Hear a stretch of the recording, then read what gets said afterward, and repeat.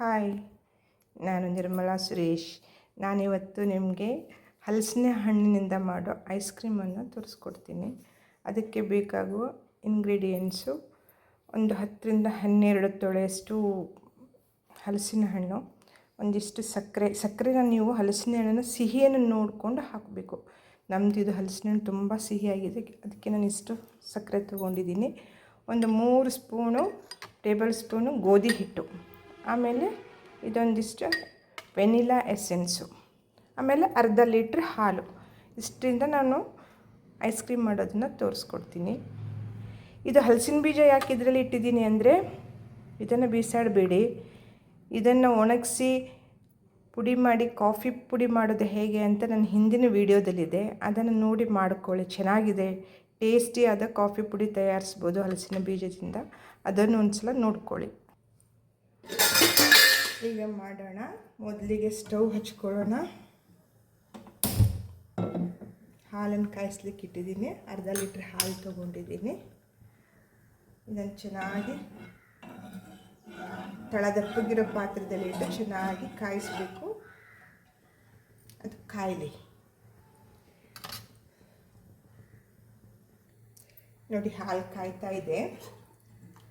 ಹಾಲು ಕಾಯೋಷ್ಟರಲ್ಲಿ ನಾವು ಗೋಧಿ ಹಿಟ್ಟು ತೆಗೆದಿಟ್ಟಿದ್ವಲ್ಲ 3 ಸ್ಪೂನು, ಅದ್ರ ಜೊತೆಗೆ 3 ಸ್ಪೂನ್ ಹಾಲು ಪೌಡ್ರ್ ಹಾಕಿಬಿಟ್ಟು ಸ್ವಲ್ಪ ಹಾಲಿನೊಂದಿಗೆ ಗಂಟು ಬರದಂತೆ ಮಿಕ್ಸ್ ಮಾಡಿಟ್ಕೋಬೇಕು.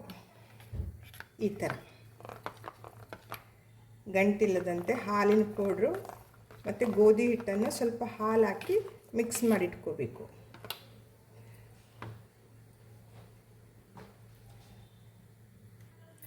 ಹಾಲು ಚೆನ್ನಾಗಿ ಕಾದಿದೆ. ಇದಕ್ಕೆ ಬೇಕಾಗುವಷ್ಟು ಸಕ್ಕರೆ ಹಾಕ್ಕೊಳ್ಳೋಣ. ನನಗೆ ಸಕ್ಕರೆ ಸಾಕು ಅನಿಸುತ್ತೆ.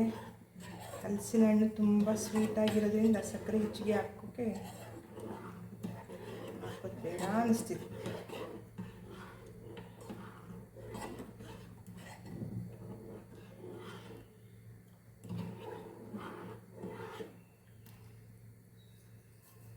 ಸಾಕು.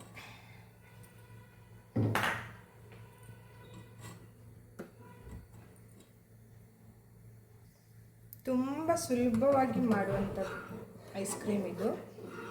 ನೋಡಿ, ಸಕ್ಕರೆ ಚೆನ್ನಾಗಿ ಕರಗಿದ ಮೇಲೆ ನಾವು ಮಿಕ್ಸ್ ಮಾಡಿ ಇಟ್ಕೊಂಡಿರೋಂಥ ಹಾಲು ಪೌಡ್ರ್ ಮತ್ತು ಗೋಧಿ ಹಿಟ್ಟಿನ ಮಿಶ್ರಣವನ್ನು ಇದರಲ್ಲಿ ಹಾಕಬೇಕು. ಸಕ್ಕರೆ ಕರಗಿದೆ.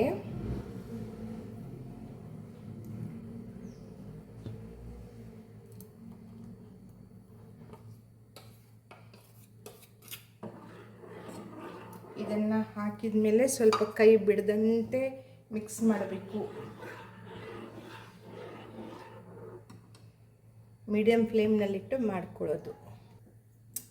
ನೋಡಿ, ಈಗ ಮಿಶ್ರಣ ದಪ್ಪ ಆಗ್ತಾ ಇದೆ. ಚೆನ್ನಾಗಿ ಬೇಯೋ ತನಕ ತಿರುಗಿಸ್ತಾ ಇರಬೇಕು. ಕೈ ಆಡಿಸ್ತಾ ಇರಬೇಕು, ಇಲ್ಲಾಂದರೆ ಗಂಟಾಗಿಬಿಡತ್ತೆ.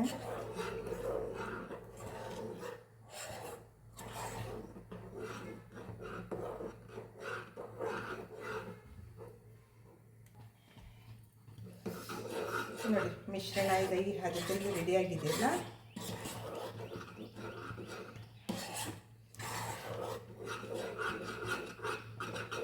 ಇದನ್ನು ಈಗ ಗ್ಯಾಸ್ ಆಫ್ ಮಾಡಿಬಿಟ್ಟು ತಣ್ಣಗಾಗ್ಬಿಡೋಣ.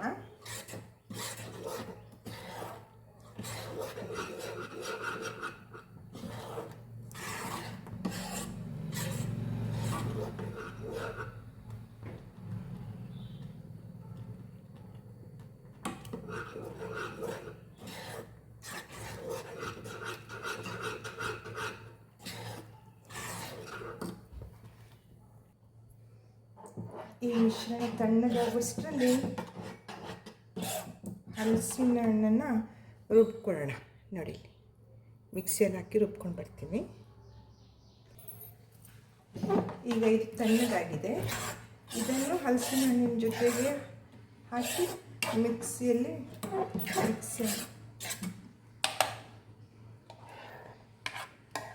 ರುಬ್ಕೊಂಡು ಬರೋಣ. ಸ್ವಲ್ಪ ವೆನಿಲಾ ಎಸೆನ್ಸ್ ಹಾಕಬೇಕು. ಏಲಕ್ಕಿ ಪುಡಿ ಹಾಕಿದರೆ ಆಗ್ತದೆ, ಬಟ್ ಹಲಸಿನ ಹಣ್ಣಿನ ಘಮ ಹೋಗಬಾರ್ದು ಅಂದ್ಬಿಟ್ಟು ಏಲಕ್ಕಿ ಪುಡಿ ಹಾಕೋಲ್ಲ ನಾನು.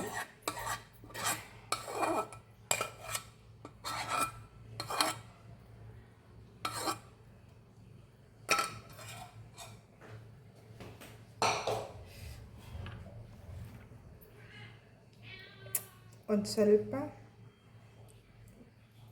ವೆನಿಲಾ ಎಸೆನ್ಸ್ ಹಾಕಿ ರುಬ್ಕೊಂಡು ಬರ್ತೀನಿ. ಈಗ ನೋಡಿ, ಇದನ್ನೊಂದು ಪಾತ್ರೆಯಲ್ಲಿ ಹಾಕಿ ಇದನ್ನು ಮುಚ್ಚಿ ಫ್ರೀಝರಲ್ಲಿ 2 hours ಇಡಬೇಕು.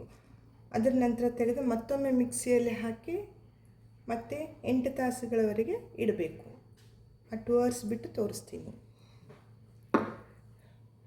ಇದರ ಒಳಗೆ ನೀರು ಹೋಗದೆ ಇರೋಂಗೆ ಫ್ರೀಝರಲ್ಲಿ ಇಡ್ತೀವಲ್ಲ, ಅದಕ್ಕೆ ಹೀಗೆ ಒಂದು ಫಾಯಿಲ್ ಪೇಪರ್ ಸುತ್ತಿ ಫ್ರೀಝರಲ್ಲಿ ಎತ್ತಿಡೋಣ. ಈಗ ಇದನ್ನು ಬೌಲಿಗೆ ಹಾಕಿ ನಮ್ಮ ಮನೆಯವ್ರ ಫ್ರೆಂಡು ನಮ್ಮ ಮನೆಯವರಿಬ್ಬರು ಇದ್ದಾರೆ, ಅವ್ರಿಗೆ ತಿನ್ನೋಕೆ ಕೊಡ್ತೀನಿ. ಹೇಗಾಯಿತು ಟೇಸ್ಟು ಕೇಳ್ತೀನಿ.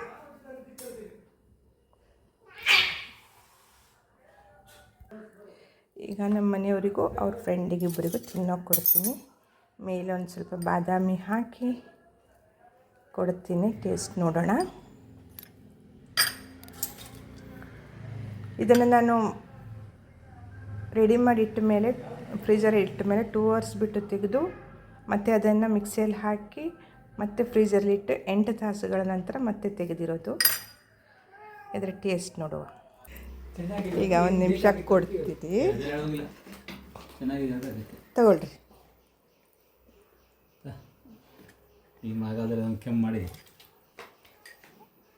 ತಿಂದು ನೋಡ್ರಿ, ಹಲಸಿನ ಹಣ್ಣಿನ ಐಸ್ ಕ್ರೀಮು.